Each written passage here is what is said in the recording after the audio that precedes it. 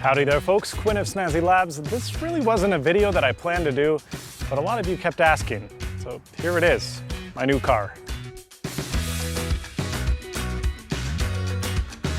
My 2009 Volkswagen GTI, I guess, decided it had worked hard enough and the timing chain broke, pushing one of the heads through the top of the engine block.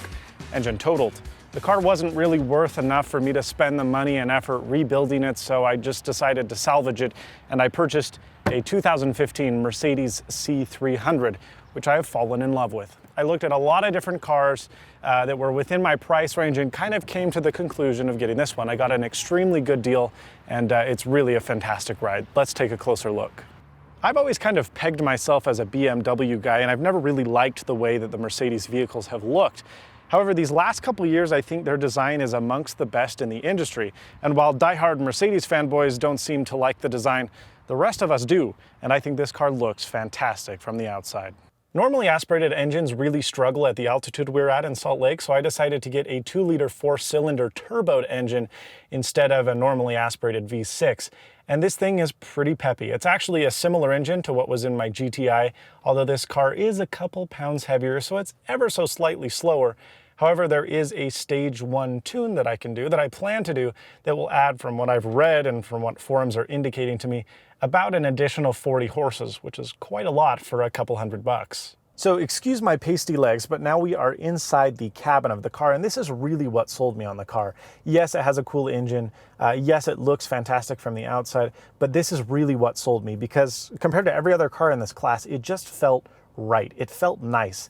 The BMWs that I could afford that were in the same price range were much cheaper. Everything felt plasticky and kind of junky, and then it was oversimplified. It looked old and dated, whereas the Kia was the complete opposite end of the spectrum, where it was trying to be this luxurious adult car that it just wasn't.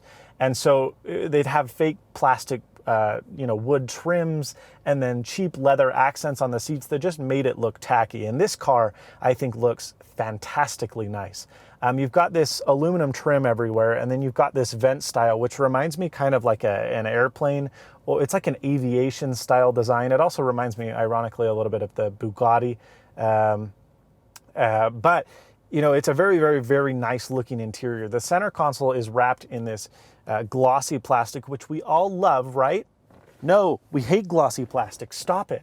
The only reason it's slightly okay in this car is because in the shade right now, it really does look fantastic. But the minute you get it into the sun, you can see the scratches and the fingerprints and the smudges, and it's just nasty. So I think I'm going to tear the center console apart and then wrap all of the black trim that you see here in a 3M vinyl wrap.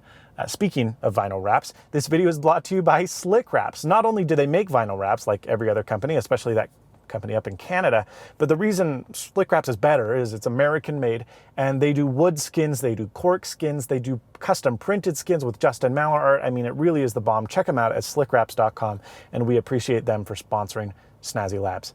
But anyway, this center console is just beautiful looking. You have all of these mechanical switches for climate control, and then all of your infotainment is controlled through this bizarre contraption in the center, which everyone asks me about when they get in the car.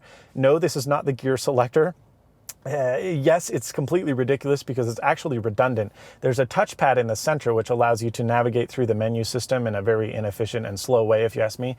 And then there's the wheel that Mercedes has been using forever, and that's the method I choose, as it's much faster. So there's two options. They both do exactly the same thing, and I never really use the touch one, but it does, I will admit, look very cool and futuristic with the two stacked on top of each other. So people then ask, well, how do you drive the car? Where's the gear selector?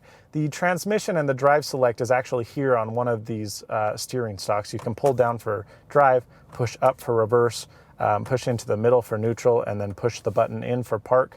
I actually really like the system. It wasn't elegant, I thought, in the beginning, but it's very, very easy to be able to quickly select gears here in the middle. And because you don't have this enormous gear selector either on your console or traditionally in the middle, there's a lot of room for other stuff. So there's these enormous cup holders, and then there's this huge area to store stuff in the back, which I think works really, really well.